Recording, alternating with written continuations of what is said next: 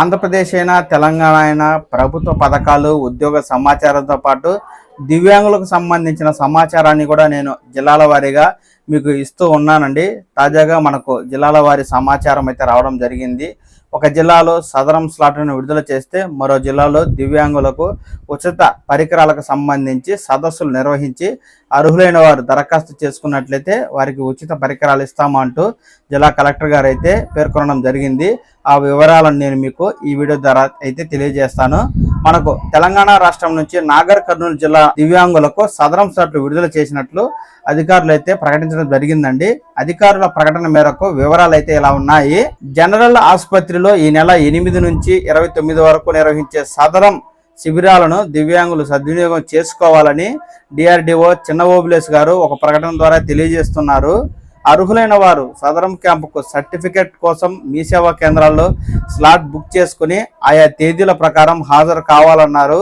ఈ నెల 8, 15, 22, 29 తేదీల్లో శారీరక దివ్యాంగులకు, 16, 23 తేదీల్లో వినికిడి లోపం ఉన్నవారికి, 7, 23 తేదీల్లో కంటి చూపు లోపం ఉన్నవారికి, 16, 23 తేదీల్లో మానసిక వికలాంగులకు ఉదయం 10 గంటల నుంచి ఈ సదరం క్యాంపులు నిర్వహించబడునని, శిబిరాలకు వచ్చేవారు మెడికల్ రిపోర్టులతో పాటు ఆధార్ జిరాక్స్ ఒరిజినల్ వెంట తీసుకురావాలని చెప్పి కోరుతూ ఉన్నారు.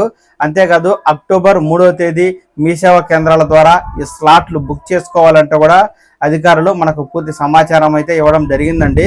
ఎవరైతే రెన్యువల్ చేసుకోవాలి అనుకునేవారు అక్టోబర్ 3వ తేదీ మీ సేవా కేంద్రాలకు వెళ్ళి రెన్యువల్ చేసుకోండి. ఇక రెగ్యులర్గా చేసుకున్న వారికి ఇప్పటికే వెయిటింగ్ లిస్ట్లో ఉంటే కనుక మీ మొబైల్కి మెసేజ్ వస్తుంది. స్లాట్ నెంబరు, ఎక్కడికి రావాలి, ఏ సర్టిఫికెట్ తీసుకురావాలి, ఏ టయానికి రావాలి తదితర పూర్తి సమాచారంతో కూడిన మెసేజ్ అయితే మీ మొబైల్కి వచ్చి ఉంటుంది. కాబట్టి మొబైల్లోని మెసేజ్ను చూసి ఆ విధంగా మీరైతే ప్రొసీడ్ అవ్వండి. ఇక మనకు ఆంధ్రప్రదేశ్లో నెల్లూరు జిల్లాకు సంబంధించి దివ్యాంగులకు ఉచిత పరికరాల పంపిణీపై అధికారులు అయితే తాజా సమాచారాన్ని ఇస్తూ ఉన్నారండి. ఆ సమాచార వివరాలు అయితే ఇలా ఉన్నాయి. దివ్యాంగుల కోసం జిల్లాలోని 38 మండల కేంద్రాల్లో అక్టోబర్ 14 నుంచి సదస్సులు నిర్వహించాలని కలెక్టర్ ఓ ఆనంద్ అధికారులను అయితే ఆదేశించారు. ఆయన మాట్లాడుతూ సిఆర్సి కేంద్రం ఆధ్వర్యంలో ఒక్కో మండలం కేంద్రంలో ఒక్కో సోమవారం ప్రత్యేక సదస్సులు నిర్వహించాలని, సదస్సులో దివ్యాంగుల నుంచి దరఖాస్తులు స్వీకరించి వారికి అవసరమైన పరికరాలు అందించాలని వెంకటాచలం మండలం సమీపంలోని అనుపల్లిపాడు రైల్వే గేటు వద్ద గల సిఆర్సి కేంద్రం ఆధ్వర్యంలో వికలాంగులకు అందిస్తున్న వివిధ రకాల వృత్తి నైపుణ్య కోర్సులు, స్పీచ్ థెరపీ, ఆడియో థెరపీ, వికలాంగుల మానసిక స్థితి మెరుగుపడేందుకు నిర్వహిస్తున్న వివిధ రకాల కృత్యాలపై సదస్సు అవగాహన కల్పించాలని తెలియజేశారు.